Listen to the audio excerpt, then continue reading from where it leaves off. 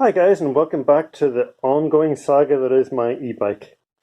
For those of you who've been watching the videos I've made up until now, you'll know that I've got this bike which has a 1500 watt hub motor on it, 48 volts, and I've got this bike which has a 36 volt Bafang, 500 watt Bafang mid-drive motor on it. Now, because for various reasons, I've decided to change things around a little bit, and what I've decided is that this bike is no longer suitable. It never really was suitable, to be honest. It was only ever something to try. This bike has several things wrong with it. First of all, the brakes are pretty well hopeless and don't work very well. Secondly, it's not really terribly high quality. The suspension in it is pretty poor. It was a cheap bike when it was bought. And thirdly, and most importantly, it's far too small for me. This bike was bought for my son when he was 11 or 12 years old. And putting the seat up and raising the handlebars can only do so much. Really, it's just too small. So, with that in mind, I decided to buy this. This is a Iron Horse something bicycle, full suspension mountain bike. When this bike was new, it was it was pretty good. It was about £900 when it was new, and that was about 10 years ago. This thing is about 10 years old. That's what it's called, a bootleg 1 point something. Anyway, this bike, I decided to buy this bike for two reasons.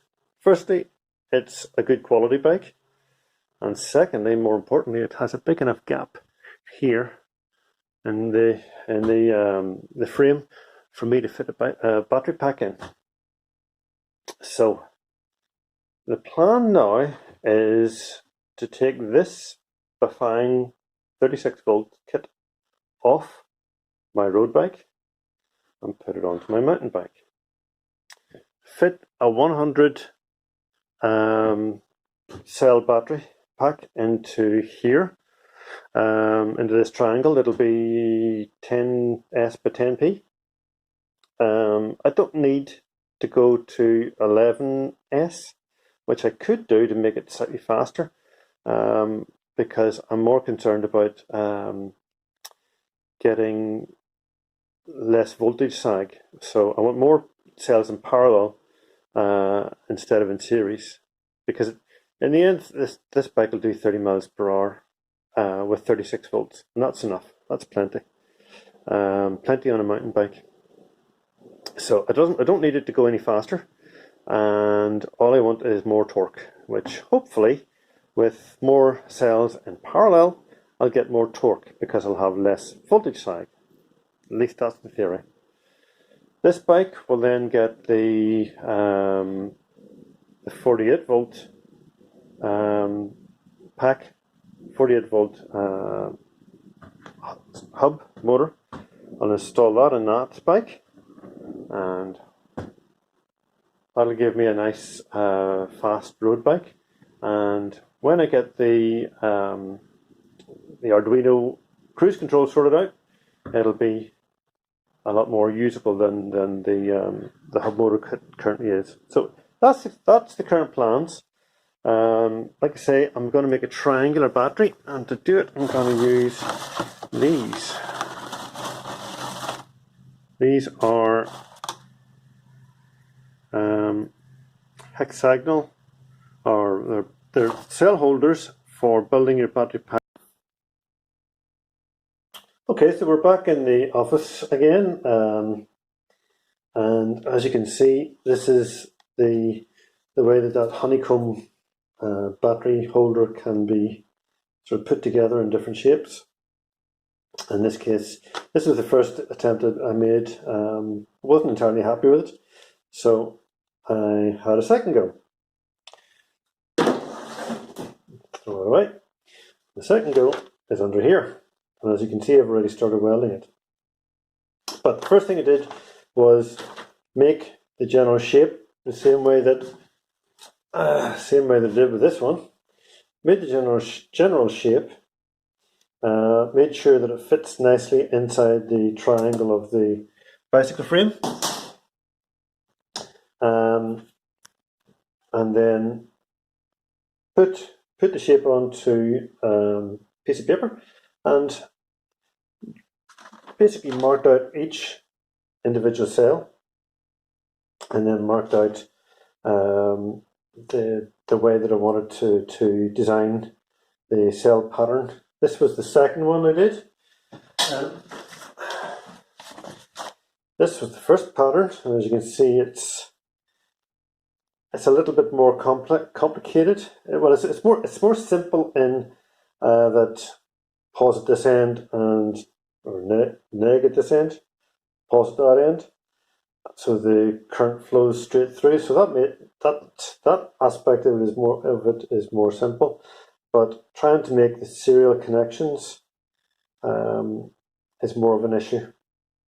As you can see, from there to there, you'd have 1, 2, 3, 4 paths through to the next cell group, which would mean you'd have to double up each time you did that. There's no way that you can have a serial connection with only 4 of these metal tabs, because they can only carry about 5 amps each. So I want at least 8 of these tabs, and preferably 10 in the serial connections. So, like I say, this was the first attempt. Didn't like that, threw it away, and this was the second attempt I came up with. And as you can see, parallel path is quite simple, it's just a single strip. But the serial path is nice and simple also, because there's a single tab going across for each cell, which means you've got 10 tabs going across, 10 paths for current, 50 amps, not a problem. So that's okay up to here. Up to here you lose a couple, so I had to double up a couple of the tabs just to maintain the serial connection. And then going from here, it becomes a little bit more complicated, but it's not that bad. Basically what I've done is I have doubled up. This is a single path going straight across, and it's been doubled up. So there's 2 here, 2 here, and 2 here. So that's 6, and then there's other paths going across between them there. So there should be minimum 8 and hopefully up to 10 paths going across. I can always do another path going across if I choose to. And also, I don't know if you can see it or not here, but what I've done is I've done the serial paths first. Somebody on one of the forums seemed to think it was more important to get the serial paths firmly rooted to the batteries than the parallel paths. And there's probably a lot of truth in that, because there's more current flowing in the in the serial path than there is going across between the parallel cell groups. So that's the battery. As you can see, it's coming along, and the only reason it's coming along as well as it is and as quickly as it is down to this, which is a Malectrics welder. It's based on an Arduino. There's an Arduino inside there, and lots of MOSFETs and such. And at the moment it's in standby, but if I was to push that button, you can see it's currently set at 30 milliseconds. I was using 30 milliseconds for a second tab on the negative end of a cell, 20 milliseconds for a second tab on the positive end of a cell, 20 milliseconds on a single tab going on to a negative end, and 15 milliseconds for a single tab going on to a positive end. I know it sounds complicated, but basically if I'm putting a single tab on a positive end, that's 15 milliseconds. On a negative end here, it'd be 20 milliseconds. And if I'm doubling up, then I just add more to it, 20 milliseconds or even 22 milliseconds for a pause and 30 for a neg. Seems to be that you have to, if you want a good weld, you have to give it more more time. In this case, it'll be the same current, I presume, but more time for the negative end than you do for the positive ends. I suppose that's the other side of this negative end is probably right up buttoned up against the internals of the battery, whereas the positive end is sitting proud and it's just a little metal cap. So in this case, it's a small metal cap, which is an absolute pain. But with this welder, thankfully, it's doable. With my last welder, it was sparks and smoke flying everywhere a good part of the time. But that's why I got rid of it. So that's where we're at the moment. We're just doing this side at the moment, which, as you can see, is nice and safe. You can drop battery, you can drop things on it. There's no issues. You can short anything out there because the other side hasn't been welded yet. It's all still blank.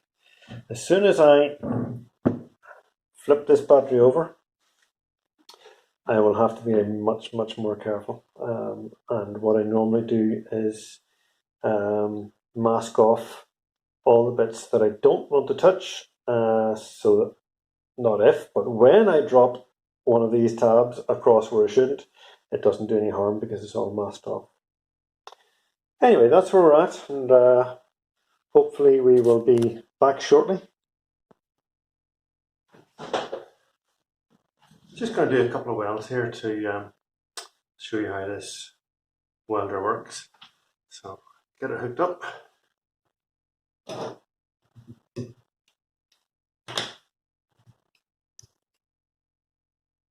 You'll find the screw for it. There it is. It'd be nice if there's a switch on this, but anyway, it works.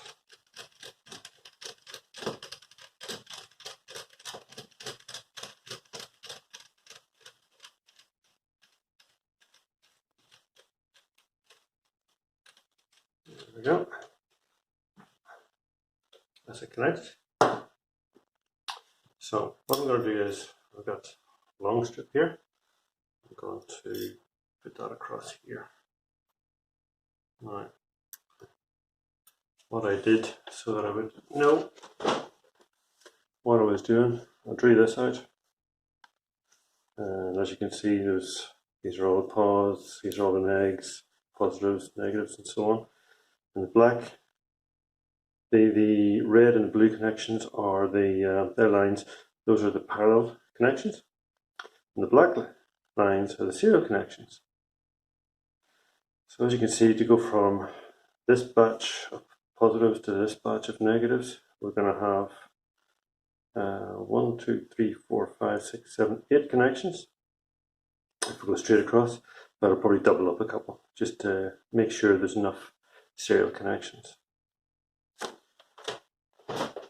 So that's how I'm doing it. Just hold it down with a magnet. I'm doing a negative end with a couple of tabs, put it up to 32. Let's get it lined up.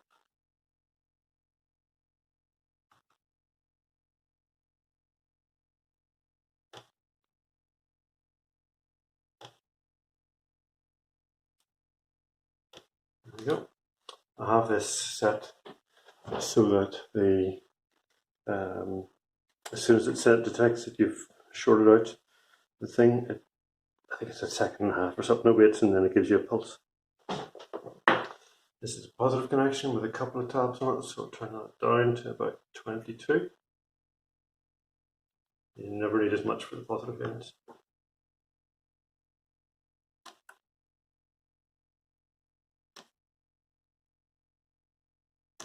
And for this one, because it's one of these button cell batteries, I'll turn it down to 15, maybe 16.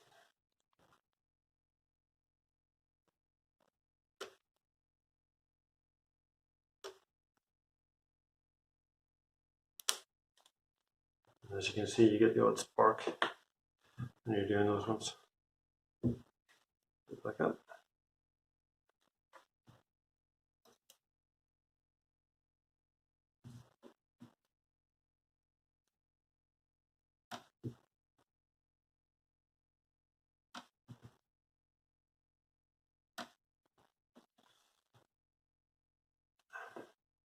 And take out a strip. And got another piece.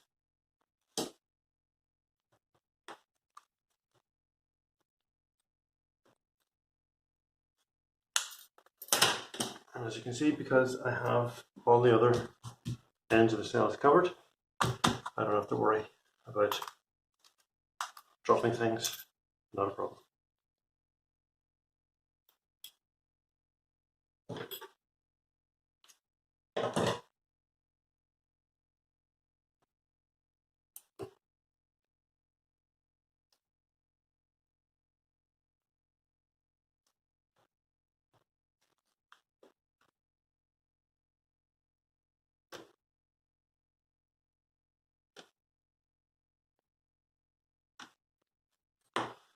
Nope.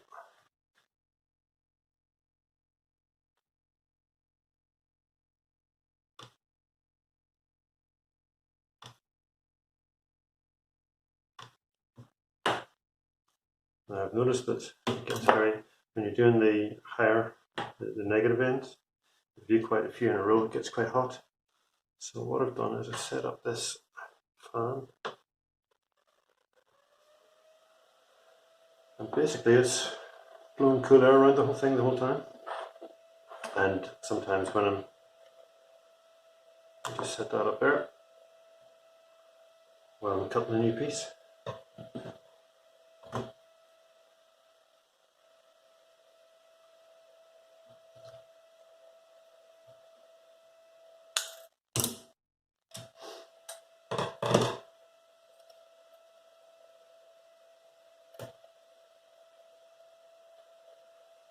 There we go.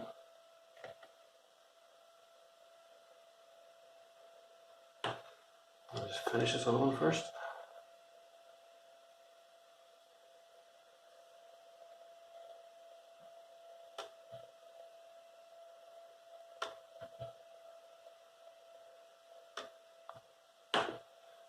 Crank it up.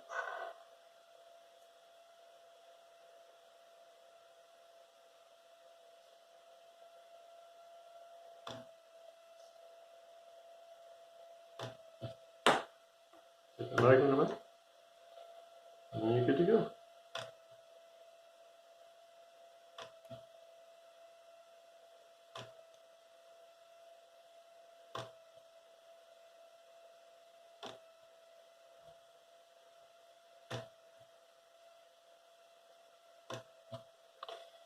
Like I say, it gets quite hot when you're doing negative ends, so I'll just put that on there. Now I can cool that down when I cut the next piece. And here's this here.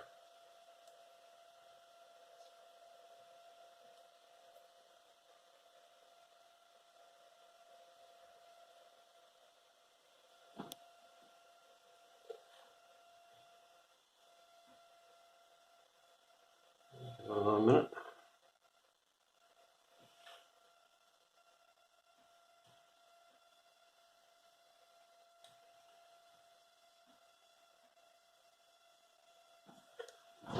Now, what I'm going to have to do is probably do another 2 or 3 tracks across there, just to make sure that the serial connection between this bunch and this bunch has enough paths, but also to make sure that the serial connection between these two far away ones, and this one is better.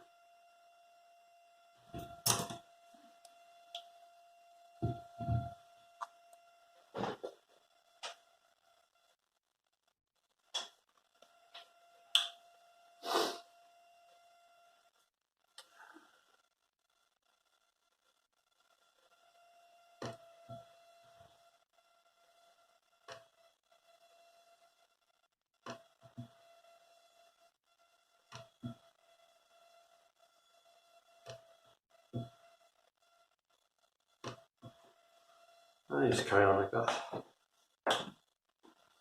Okay. I'll see you again soon. Bye for now.